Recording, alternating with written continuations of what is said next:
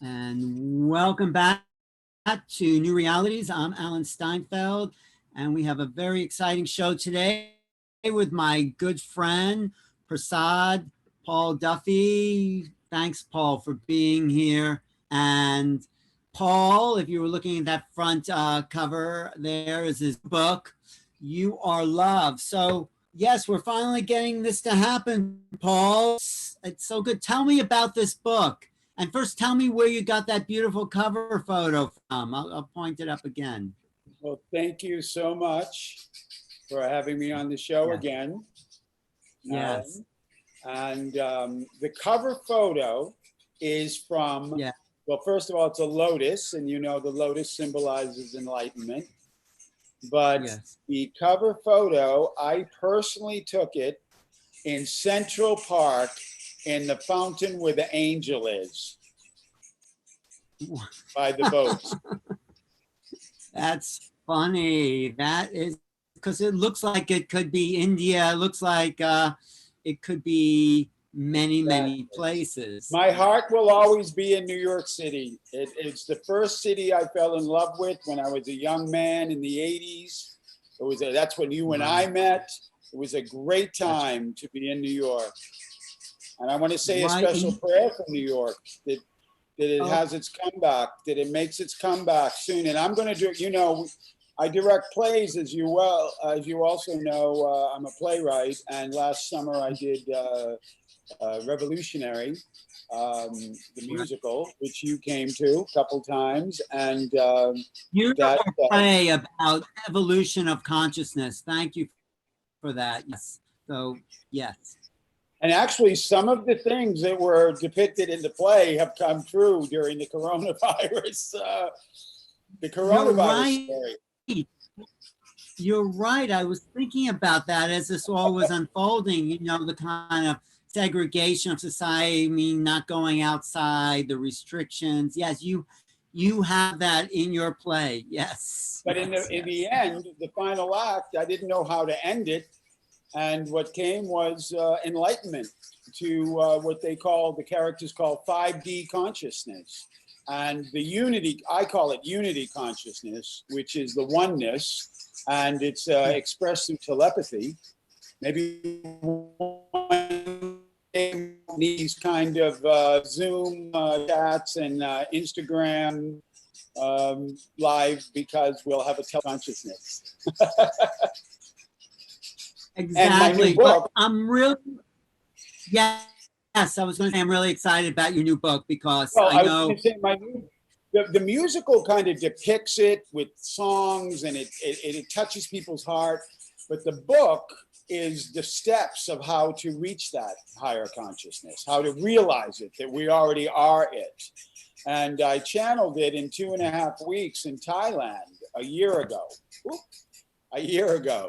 And then it took me about a year to edit it and prepare it. And also I didn't want to release it during the height of COVID or Black Lives Matter or all the other dramas that were going on in the planet while I was chilling in the jungles of Costa Rica, just editing it and perfecting it and dialing it in so that people can read it and have an awakening experience while reading it.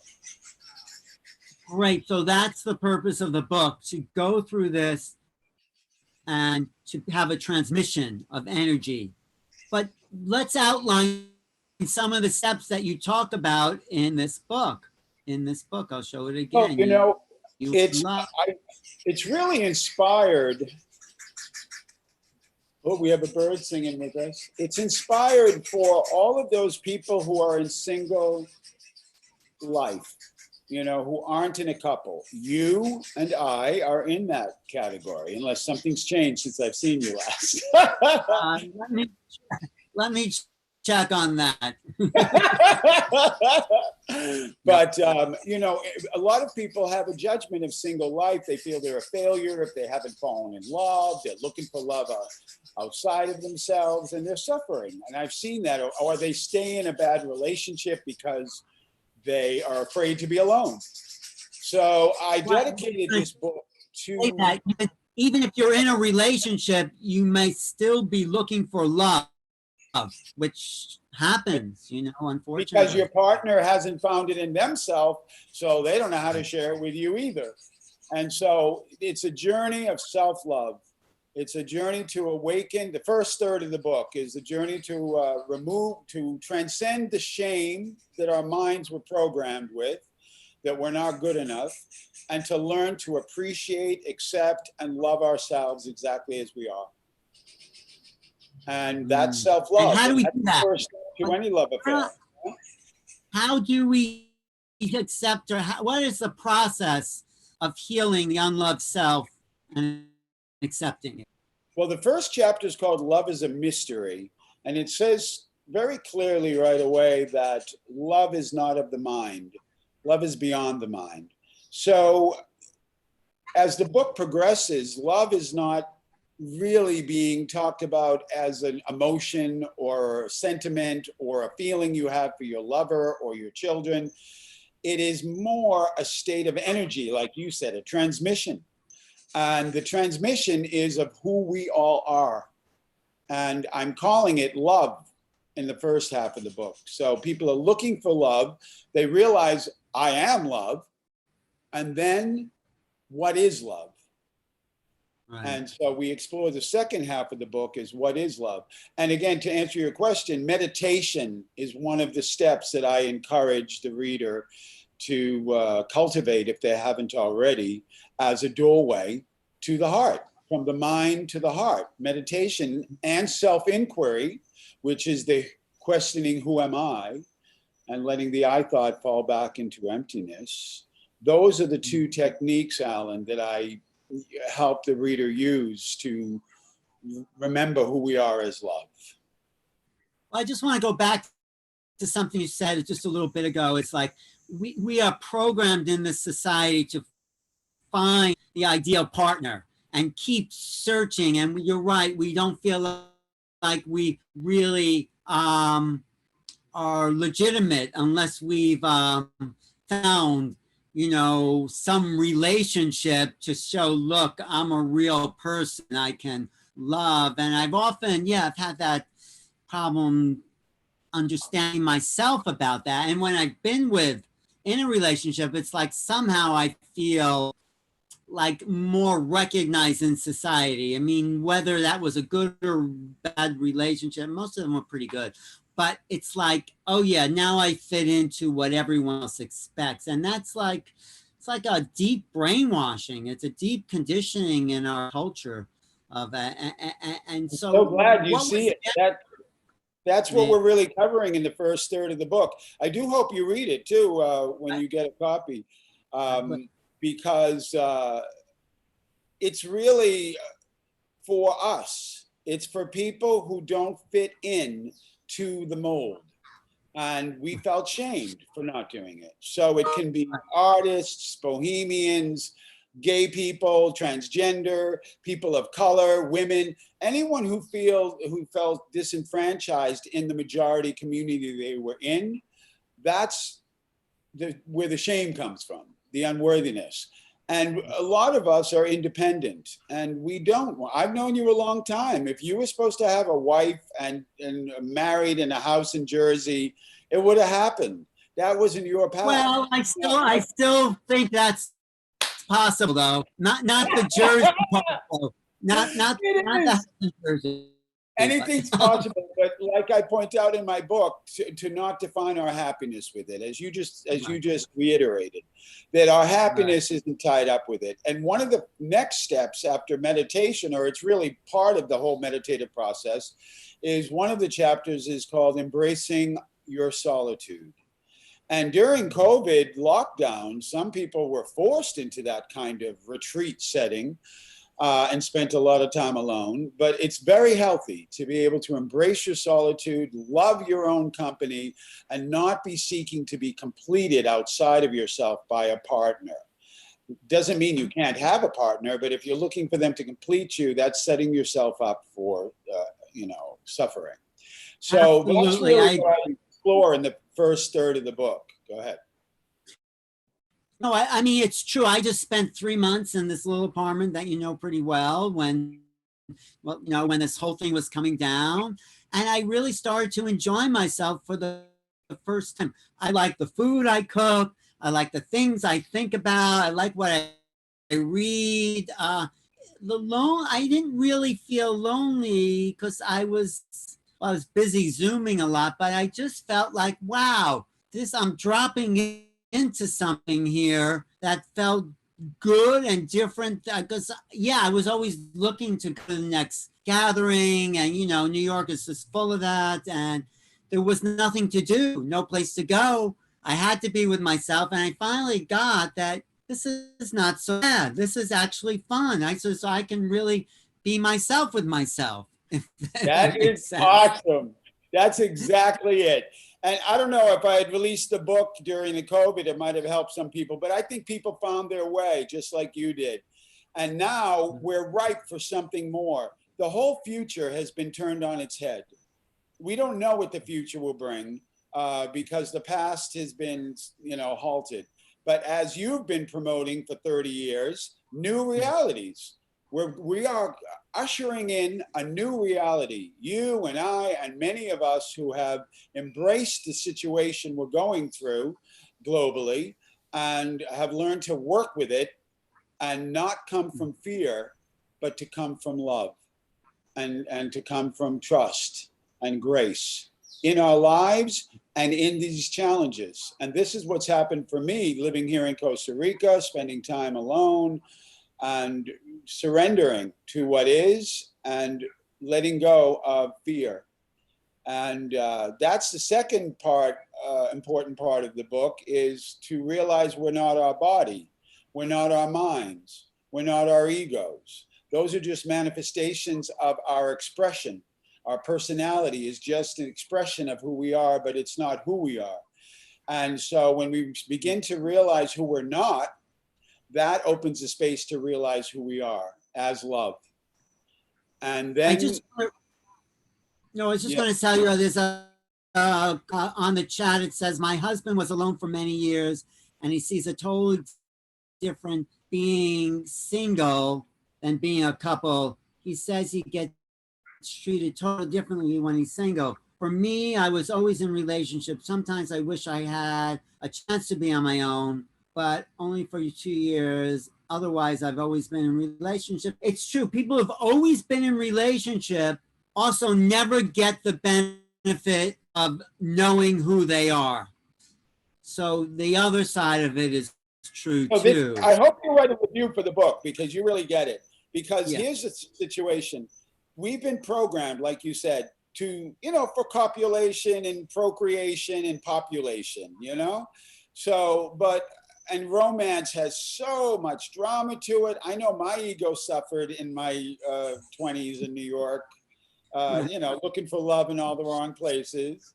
Yeah. But I was called to write this book, because I already have a book that's a collection of my talks. This was Right. actually with the intention of people realizing what you've realized. And even Mm-hmm. though your mind might still be looking at that pretty Chiquita, hoping to, start some romance or whatever, you've embraced your solitude. You've, in a sense, Alan, fallen in love with yourself in your apartment by yourself. I'm trying. Yeah. Thank you. I do get. Yeah, it does get to be alone a little bit. And we Like I'm move sure from you feel. loneliness into aloneness, right? Mm, Loneliness moves into right. aloneness. Aloneness, another way of saying that, is all oneness. So, Mm-hmm. it's this realization of who we are, then suddenly opens us up into the oneness, and we're connected to everyone, even when we're not in their physical presence. So then, Right. like I said, suddenly we won't need Zoom so much. I felt you through the last few months for sure, because we were roommates last summer, and That's right. this oneness, when we begin to feel that, this non-duality, I'm a non-dual spiritual teacher from Papaji Ramana Maharshi tradition, right? Advaita Vedanta. So I'm applying this non-dual reality to relationship. and saying that everyone you meet is a mirror. That's one of the chapters, is the mirror of a relationship. And when you begin to see that everyone you're relating to is a mirror of your own consciousness, then the way you perceive them is more of a reflection of who you are than of who they are. And if you can begin to love yourself, they will reflect loving you because they're a mirror of you. But if you hate yourself or judge yourself, you'll attract relationships that reflect that. I go into all of this in the book. Yeah, if you go into a relationship hoping that person will love you the way your parents did, you can never fulfill that expectation. They'll never fulfill your. You need to go. I mean, I'm talking like I know, into a relationship where the two people are whole unto themselves. I mean, that's the best. Most relationships, they find their way there. But yeah, no, I don't know if I would say most, but you would hope they do. I've seen, I've done couple counseling over the years, and I've seen a lot of dysfunctional relationships in our society. But what you just pointed to is the doorway. If you fall in love with yourself, then you love the other. Now you have two sovereign beings in a relationship, kind of like Khalil Gibran spoke of in The Prophet. Two pillars. I usually use this quote when I marry people in ceremony, two pillars that are joined at the top, not intertwined, but standing separately in their own energy field. This is healthy. Just when you say falling in love with yourself, that could be narcissistic, though. That could, because there's a lot of narcissism. The first chapter of the book covers all of that. So really, I love that you're getting all the points. That's part of the programming, Alan, is to call it narcissistic. You see? That's how they keep us from loving ourselves with the programs, right? That's a good point. But tell me though, what is some of the hardest parts for you? Because you've been through this, that's why you wrote the book, but there's some really difficult places to meet in yourself. I mean, yes, talking the shame, the loneliness, the failure. Dude, it can go as far as despair, depression, and suicide. I write about that. And even though I took this out of the book because I didn't want to offend or hurt my family, but my nephew killed himself at 24 years old after a bad breakup. And it was his third bad breakup, his third attempt. So that's how extreme it can go, Alan, this feeling, and people get jealous, and it's crazy. So the book is a step-by-step process for a beginner as well as an advanced. I mostly like to work with advanced people. I just, whatever, I'm more like a college professor than a kindergarten teacher. But the book, the first third, is designed for anybody, regardless of where they're in relationship, to look at these issues we're talking about. And then it lifts you out of the darkness. Go ahead. You wanted to ask something? I just want to know what the hardest part of that was. You named it. You called it out. Loneliness. I say despair and suicide, like my nephew. How do you deal with that, though? Shame was the hardest part for me. How do you deal with those bad feelings? How do you stay with them? That's what the book is about, for sure. And meditation, forgiveness exercise, self-love, embracing your solitude, and most importantly, and I take the reader through a very organic and natural process of awakening to who we truly are as love. So when we awaken to who we are as love, we're not looking for it outside of ourselves. We recognize that whatever we experience or perceive outside of ourselves is a mirror.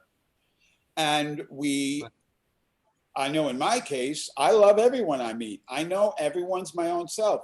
I quote Jim Carrey in the intro to the book because he came to my church in LA, in Venice Beach, the Source Spiritual Center. And when I was sneaking him out the back door because he was, the paparazzi was out there, I told him that I'd seen him give a talk at a conference the year before. And he said at the end, when it all comes down to it, it's about loving yourself. And I told him that, I quoted it and I said, I love what you said. And he turned to me in his Jim Carrey voice and said, and that means everyone else. And that's the key. When you wake up as love, you realize we are one love, like Bob Marley sang about. One love, bro. And I know you know this. Well, no, but the other thing you said that I think is key is embracing your loneliness, Of course. embracing shame, embracing your solitude. You take the judgment of loneliness off and you just simply embrace the fact that you're alone. You don't embrace your loneliness. Well, if you're feeling lonely, though, you have to, in a way, be with that feeling. That's what I mean by so. That's not how I'm teaching it. No. Well, if you're feeling lonely, what do you do? No. What if you're feeling lonely? People do that. Then they get a glass of wine. Then they watch Netflix. And they call a friend. No, I'm inviting people to embrace their solitude and not bring the loneliness story to it. To witness that story, see it's a story, and let it go. If they haven't done that kind of work already, there's pointers in the book to help them. There's therapy, but I don't want people to get stuck in that step because it's just a story. It's just a thought like anything else. So when you meditate, you see the thought rise, you don't believe it, you let it go. So you're saying, and you're feeling lonely, and you go, I'm not going to feel lonely. I'm going to enjoy my own company. And you do something that's enjoyable. You nurture yourself. You do self-care. You understand. I'm focusing on the solution, not the problem in my teaching. Well, you're talking about, so if I'm, let's say, feeling lonely, I don't have to call it lonely. I could say, well, I'm just in my own solitude, what you're saying. Don't label it a negative emotion. Rebrand your own feelings and say, well, this is just alone. I'm feeling solitude. This is not, it's only lonely when I think of something that I might be missing, but I'm not missing anything because here I am. That's it. I'm going to say that. I'm not missing anything because here I am. And I address FOMO in the book. Because I hope a lot of millennials read my book. I work a lot with millennials. And I address FOMO, fear of missing out. And my ego had that for sure. I still got that one. Yes, fear of missing out. Yes. So.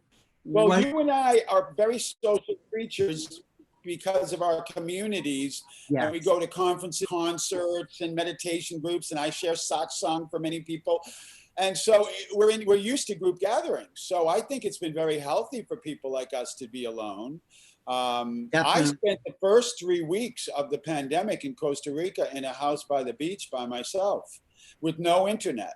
So I had no idea what was going on. And I just went deep.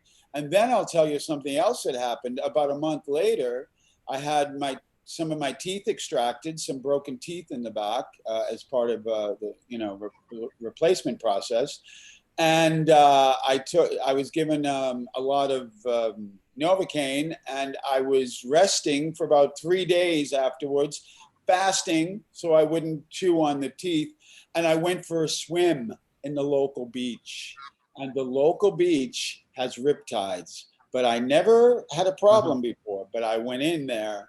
And I had no energy from the fasting and from the dental work. And the tide took me all the way out to the big waves. And there were no surfers out there at the time. I was completely by myself. I had no energy to swim back in. And I surrendered.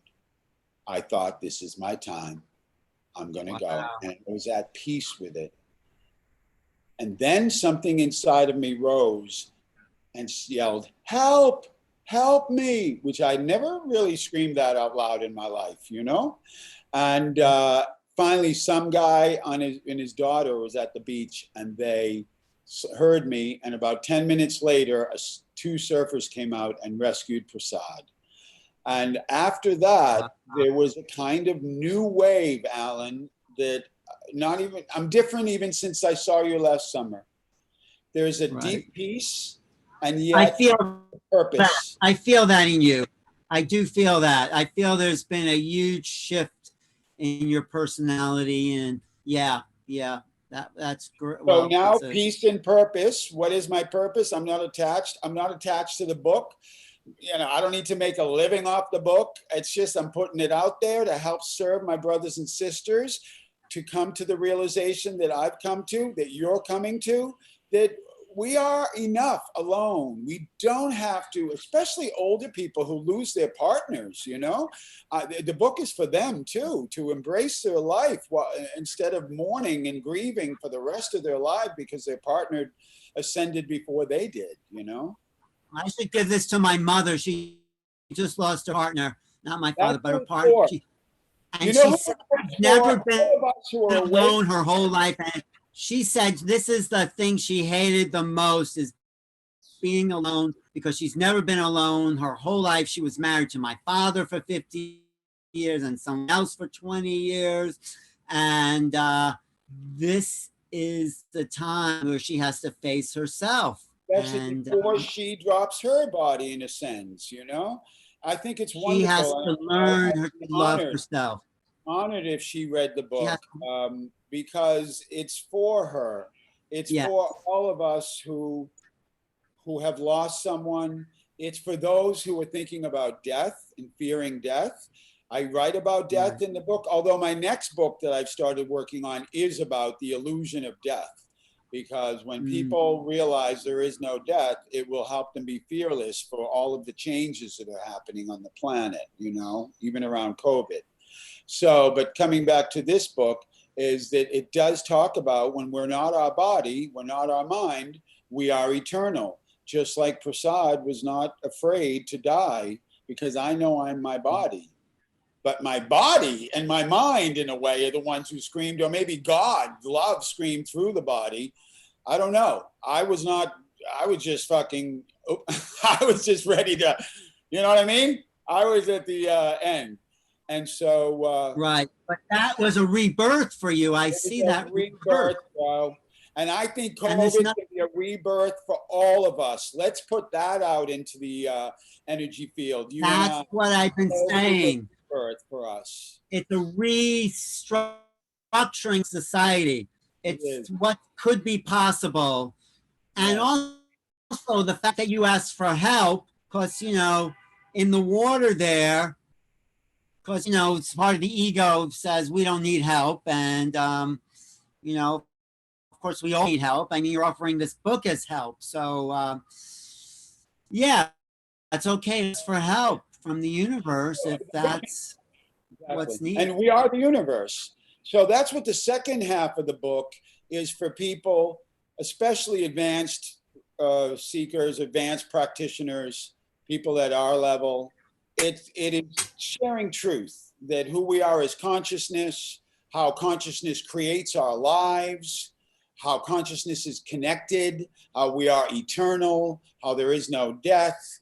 It really, even someone like your mom, once they go through the beginning part of the book and their heart opens and they begin to detach from their mind a little bit, from their body through meditation, not identify so much with that reference point, then the realization of who we are is present. It's already present.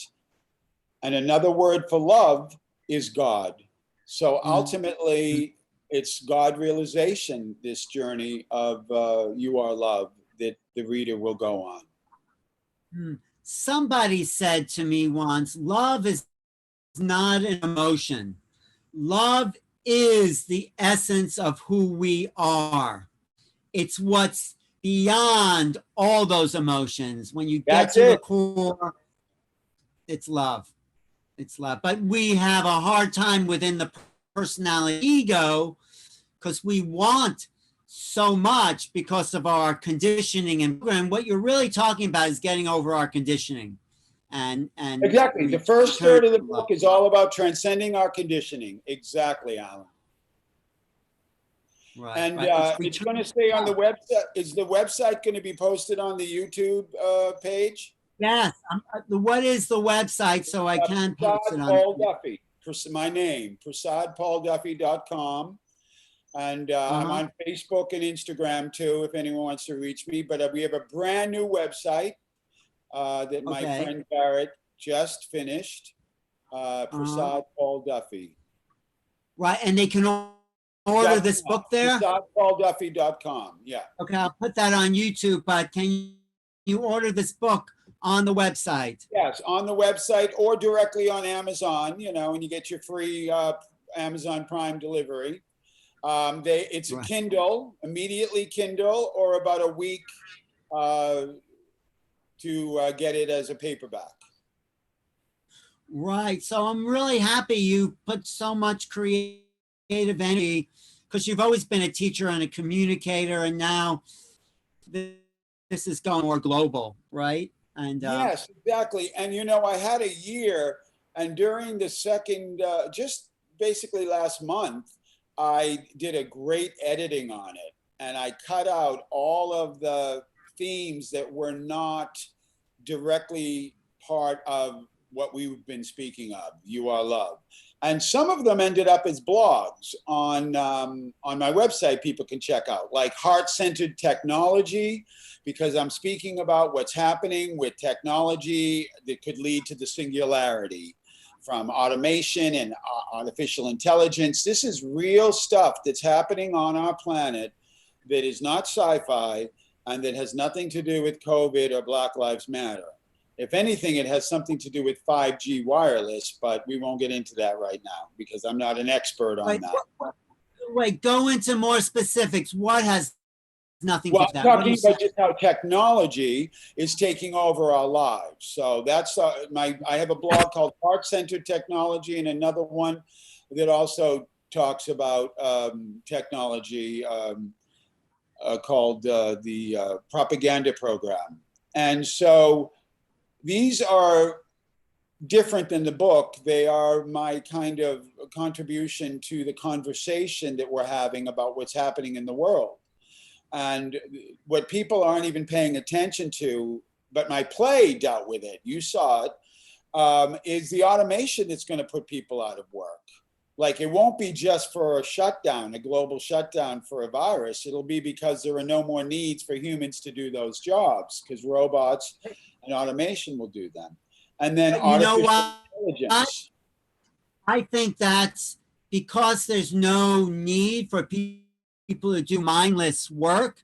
That is possibly a creative advance because if you don't need a doorman or an Uber driver, maybe what we're really here for is to become the creative geniuses we That's all it. are and not do mindless work. So the whole idea of artificial intelligence replacing humans, I think, is a good one. I think people are going to disagree with that, but I think Well, it frees. is it replace or is it to work in tandem together?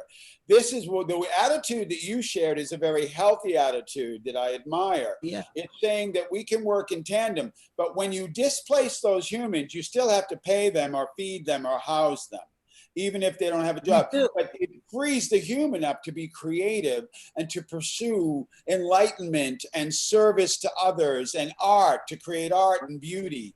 I 100% agree That's with you. right. What But about Andrew Yang said, let's give $2,000 a month to every citizen in the US. And then just think of the creative renaissance we would have if people didn't have to work for survival and do something they didn't like in order to survive. And everyone has a creative spark. This is what I'm pushing for, the yes, creative genius. exactly. So And I that's love that you recognize that. And you're somebody who I love to share my work with because of that. It means a lot to me, your opinion of my plays and my books. Yes, and Um, I really liked your play. I thought it was it was revolutionary, like the title says. It was revolutionary and important for people to see what's possible. That's the power of art, is to see what's possible, right? that's right. That's beautiful. So Yeah. then there's transhumanism. How would you weigh in on that? Where the body can live longer through different technologies and the consciousness can be uploaded to a computer and live Well, I'll longer? tell you what's wrong with that is the body can already live forever if we took care of it, if we dropped into the secret codes. The technology of biology is much more sophisticated than anything the human mind can develop. Biology is a technology, but we haven't gotten to the deeper levels of what's possible within our own endocrine gland system. When we start to awaken the chakras, which feed the endocrine glands, where the body is really using food to make these enzymes, we can live off that and prolong the body, and the mind itself doesn't need some uploaded artificial technology. We need to know that we're part of the great mind and that we exist there. So the evolution is not transhumanism, it's in post-transhumanism, which is the innate substance essence that we already are. That's my take on that. That's it, exactly. And that's why I call one love the true singularity. You know, you are reframing it all the way I do. I love this. And then ultimately, the body, or who we are, is immortal. Okay. You are pointing to immortality, you know, or, you know, like my friend David Wolf talks about longevity, right? So, immortality is our nature. Who we are is eternal. We were never born, we never die. This is what I explore in the second half of the book. But I want to tell you. Yeah, go ahead. No, I just had our good. body, that being said, like you said, they haven't upgraded yet. Not everybody. Maybe there's a few, like some Tibetan Lama or some, yogi up in the Himalayas. But our bodies can catch up if we go to a higher level to reflect our immortality as consciousness. But because we're immortal as consciousness, the game of this three-dimensional reality is that it's temporary, is that it's going to end. And it is that our body will go at a time when we don't know it. It's a surprise. That's part of the game of this dimension that we are exploring as consciousness. And I speak about the video game of life in my book too. I use video game or movie as a metaphor for this life. I just want my favorite David Wolf story is I'm standing with him at one of these raw food conferences, and this woman who doesn't eat, what was her name again? The Australian woman who lives light. Do you remember who that was? Anyway, I'm talking to David Wolf. Breatharian? She's a breatharian? Yes, she's a breatharian. Yeah, I know what you mean. Yeah. The Australian woman. What was her name again? Don't worry about it. Keep going. Anyway, I'm standing next to David Wolf and said, what do you think about that? And, you know, that would put him out of business. Not that, but he said, yeah, he's trying to wrap his head around the idea of living off life. I mean, this was years ago. But it's good you brought her up because she is an example of how our bodies can be upgraded where we don't even need food. So, but I think our consciousness has to, like the Buddha, did he die? I don't even remember hearing the story about his funeral. But Yogananda, after he died, his body didn't decompose for 2 weeks. And Babaji, Yogananda's guru's guru, immortal, suppose he's still alive in his 600-year-old body, right? Or more, 6,000-year-old. But we all have that potential. I agree. To live forever. And yes, of course, there's nature, but it's a mindset too, and it's so much a part of the conditioning. If we could somehow overcome that conditioning, and look at Leonard Orr talked about that for a long time, and he just died recently. Leonard Orr, the immortal. But Leonard Orr just died. He did. He was a great guy. What a revolutionary he was. Yes. But it's so deep, that conditioning, that if we just are living in nature like the Taoists are. Yes. You froze. So I'll keep talking. I met Sandra Ray, Potential. not Lenador. We have this potential in us that is greater than what the conditioning of society has told us. That's it. And we're immortal anyway in our consciousness. So That's it. we could take that consciousness and embody it. Embody it. This is what the ascension wave is about, if you want to call it that. Exactly. And you know, I do, for those who don't know this truth, I talk about life being a dream or a video game kind of metaphor. So people begin to see how their thoughts create their reality. And then when you know that, then you see your life as a reflection of your consciousness. It's not some fixed reality. And it changes as you, like in a kind of biofeedback mechanism with your own consciousness. So as we upgrade our consciousness, meaning get in touch with our more expansive true self beyond the beyond, that will affect the body in some ways, as you said, and can elevate the body. And you could turn into a breatharian. I know a lot of people become vegetarian as they awaken. I'm not judging those who aren't, but a lot of people do, because it's a higher vibration than eating plant-based than eating dead animal. Of course, the Dalai Lama is not a vegetarian. No, he's the one exception because he lives up in the cold mountains and they eat yak. I don't think, you know that saying of Jesus, it's in the Gospel of Thomas, that his disciples come to him and said, Jesus, tell us, what should we eat to be enlightened? And he says, it's not what you put into your mouth that defiles you, it's what comes out of your mouth that defiles you. And I think that's a great saying to live by. It's not, yeah, it is, because also, it's our attitude. I quote Jesus a lot in the book, as well as Buddha. So Christians who read the book could really benefit from it as well. I give a kind of more metaphysical interpretation of Jesus' words, just the way you did just now. But one of the quotes that I think one can live by, and that really the second half of the book reflects, it's Jesus' quote, "Be still and know that I am God." That is a direct quote from Jesus. I mean, Christians might misinterpret it that Jesus is God, but I think he's saying that I am is God. That's the point of the book. I love this. You're getting it right away. I mean, you know it right away. That's it exactly. Right. So I would love to speak in front of a room full of Christians in their church. Seriously. Okay. And I did a little political exploration to understand the right-wing perspective, the red pill Trumpers, because I let go of any political sides when I, disappeared into nothingness. And so the blue pill, the red pill, the Democrats, the Republicans, I don't take sides anymore. So as I began to understand some of the theories from the QAnon people, a lot of them are Christians. And so they have this kind of feeling of waiting for Jesus to save them or Donald Trump to save them. And so the real message I feel for Christians today, and that is in my book, is there is no Messiah but us to set us free.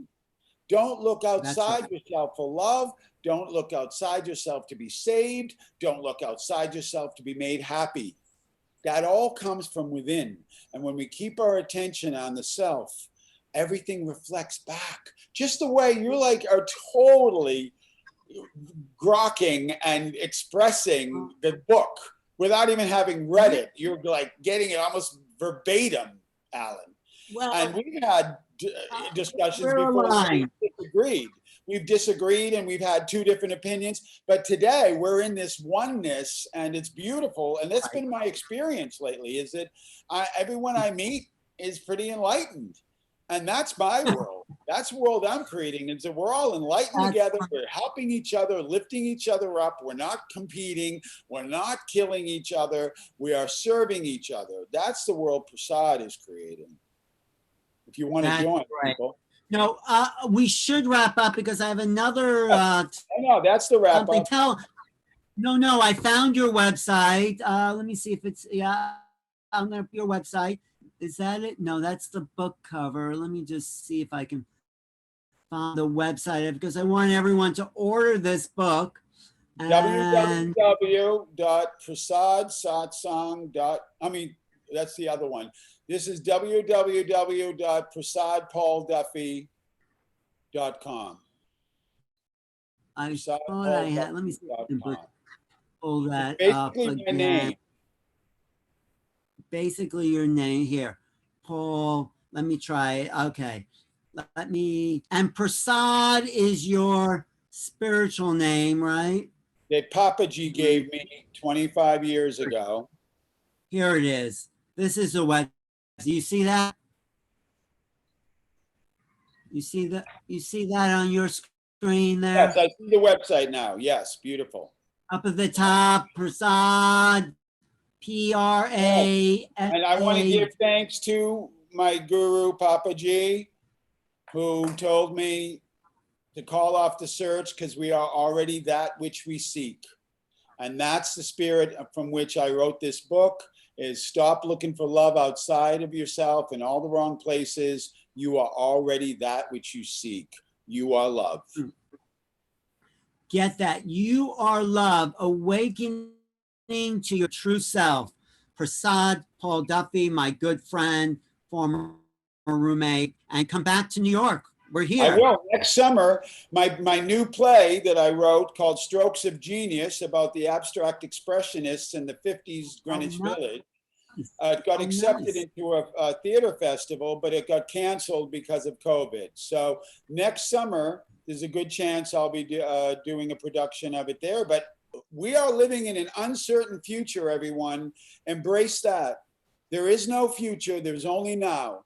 So being here now is the most important thing to do during these times because none of us have a future. We don't know what the fall will bring. We don't know what the spring will bring. We don't know what businesses will reopen. We don't know anything. So begin to embrace the uncertainty and live in the present moment with your total heart as love. That's it. I just to tell you, I just did an interview with Paul Lowe, our good friend. He says exact that. Embrace the uncertainty because it's all you've ever had anyway. Yes. I love you, Alan. I'll see you. Thank you. Thank you. This worked out much better. It's more contemporary. And I'm glad you got a great book out. I recommend it. You know, it's a beautiful read. You Are Love. And don't forget that. That is the title. Okay, we will be in touch. Prasad, Paul Duffy, get the book on Amazon, Alan Steinfeld for New Realities, and we'll talk soon, okay? Thanks.